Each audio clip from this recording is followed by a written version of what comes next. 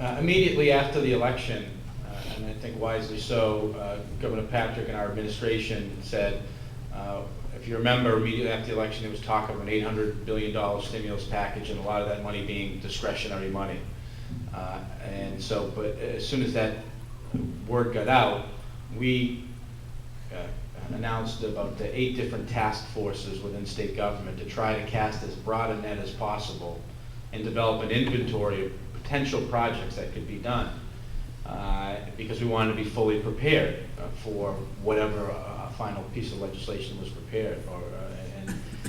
As the legislation moved its way through the process, however, the idea that there was going to be $800 billion in discretionary money for city leaders and state leaders to use quickly dissipated.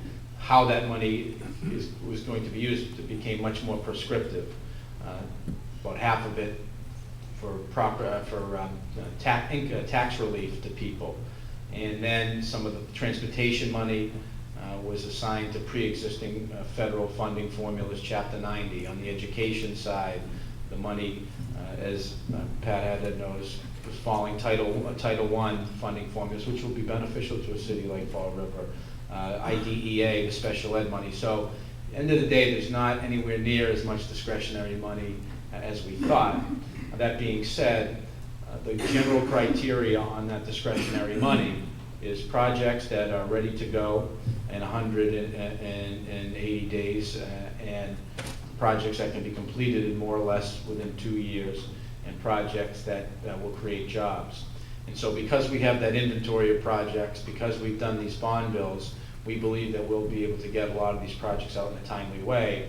And I can assure you, in our conversations with the federal delegation, on conference calls, meetings that I've been down in Washington, or with the governor's been down, Congressman McGovern and Congressman Frank have been clear that they want to make sure that all regions of the state benefit from this economic stimulus package as relates to infrastructure and other things. And that is not a theory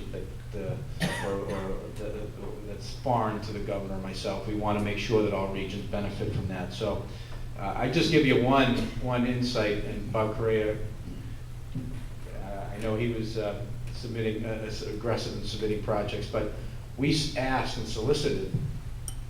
I was the chair of the Municipal Facilities Task Force, and again, we weren't clear what the actual legislation was going to say as it relates to this federal stimulus package.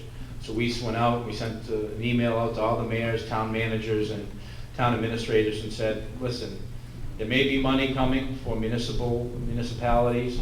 We're being told 180 shovel in the ground in 180 days, completed more or less within 2 years, and can create jobs. Do you have any projects on your books like that? We had 320 communities respond with over 4,200 responses, totaling $15 billion. I think it speaks to a lot of the deferred maintenance that's in and out around the state. The fact that the federal government and state government, to some degree over the years, has not been investing in a strategic way and with our cities and towns and in some of our own infrastructure. And that's why I call it the blocking and tackling of government. You know, everyone, we learned in the Super Bowl a year or so ago that you can have the best quarterback in the world like Tom Brady, but if you don't have the blocking taking place up front, you're not going to be successful. I think government's no different. You're not paying attention to the fundamentals, your road, your bridge, your water infrastructure, your parks, all of these types of things, public safety facilities. Over time, they catch up and are a real cost to you. And just share with some of the figures, because I know one of the things that's on people's mind is the debate about transportation reform in Massachusetts. But let me just give you some of the figures that are out there. A bipartisan Transportation Finance Commission 2 years ago, the chair of which was appointed by Governor Romney, said that to get our existing road, rail, and bridge infrastructure in Massachusetts up to a state of good repair, it's between $15 and $19 billion. That doesn't include any expansion projects, including rail to the south coast. So we've got that, and that's 2 years old. We've inherited, the governor and I have inherited a turnpike that's $2.5 billion in debt, an MBTA, when you include principal and interest, which is $8 billion in debt. So there aren't any easy answers, and the transportation reform package that we did file the other day looks to consolidate a number of agencies, cut jobs, but at the end of the day, that's not going to allow us to meet the shortfall, the gap that we have. And so we are going to bring reform and consolidation, but we have to be honest with people, because I don't think that some of the predecessors in the corner office were fully honest with the people of the state, saying to all of us, we can have it all and it's even better, we don't have to pay for it.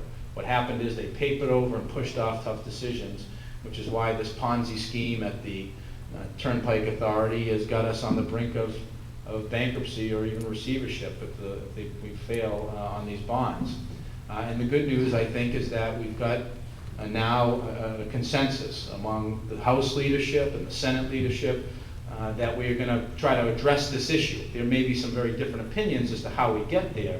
I think there's agreement on reform and consolidation, whether it be pension and consolidating Mass Highway and the Turnpike into one entity. And there's some agreement on those things.